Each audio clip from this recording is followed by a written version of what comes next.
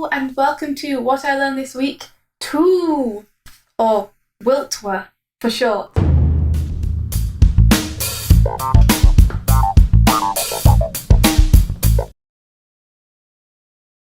This is one I picked up from Ethan Becker, who is a DreamWorks storyboard artist. He's one of my favourite artists. He's amazing.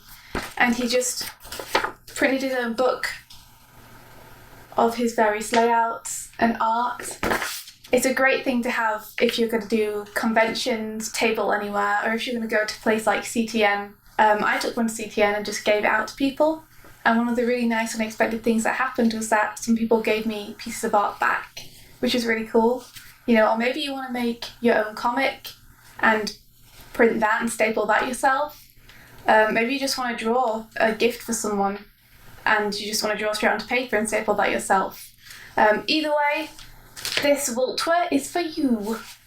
So when I made my sketchbook, and this is a very badly printed rough draft because I was just working out if the pages were in the right place or not, one of the hardest things that I found to work out was how to get everything in the right order. You can see that. There you are.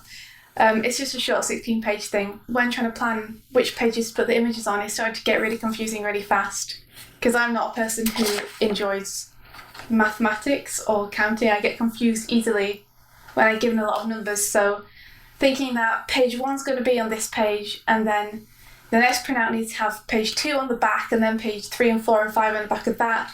But if I add more pages, then those page numbers will change, so that one will need to be like 3, and that will need to be 13 on the back, and then that will need to be 11 on the front. It just started to get really, really confusing really quickly, and I couldn't keep it all in my head. And the first couple of drafts that I printed out were in completely the wrong order. So, paper prototyping is amazing, and I'm going to show it to you. And it's really fast to do. So, you start with an ordinary piece of papier, and you fold it because you're now going to create smaller pieces for your pages. And what you want to do is you want to divide the number of pages you're going to have by 4. So say I want to make a 16-page booklet like I did for CTN. That's going to need 4 little pages. So I just fold it and score along the edge here with my nails, which makes it very easy to rip in half then. Start through it and just... Oh. So now we have 2. We need 2 more, so I'll fold these both in half again. And the reason that you need to divide it by 4 is because when making these kind of stapled booklets in which the sheets are all folded and then stapled in on themselves, everything needs to be in a multiple of 4 because any one sheet you add is going to add 4 pages. You see 1, 2, 3, 4, so that's why. So I folded these, I'm going to rip them again, and you'll see very quickly how fast this is for me to do. This is me making a prototype 16-page booklet in less than 5 minutes. Okay, so I have my 4 sheets and give them a quick fold down the centre, and then this is my tiny booklet, and all I have to do now is grab a pen, and I'm going to write each number that I want the page to be on the booklet itself. So 1, 2. Another good tip while I'm here on the centre pages, labelling them, is try and put, if you're doing a booklet which is going to be a sketchbook or something, or even actually a comic, try to put your most impressive spread in the centre pages. Because one of the things that happens when you make a book like this and it's stapled is that when people open it, it naturally falls open on the middle pages.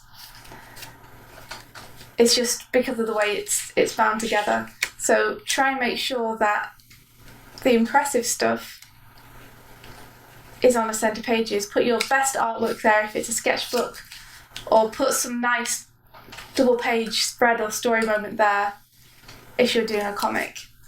Just be aware of that. But this is a great way to test out your thumbnails too. If you're thumbing a short comic or even a long comic, This is a fast way to check how your page turns are working and check your thumbnails are reading. You can give this to people, if it's got tiny thumbnails on, even just be like, can you read this? Does it make sense? So, as you can see, I've just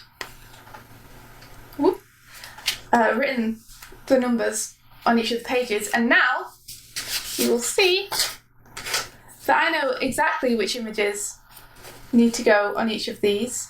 They're all labelled for me.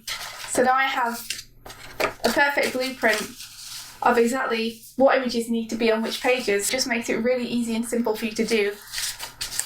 And it keeps it from having to be all in your head or just worked out via doodly diagrams, which is how I normally do it. Just being able to have this and be like, oh, okay, the one which has the 3rd page has the 14th page next to it. That's easy enough. I'll just put those both in my Photoshop document and voila! Show me your books you make, if you make any. Yeah, show me your books. I think that's everything. So go make books. Have fun. I'll catch you on the next Vault Tour. Have a great week.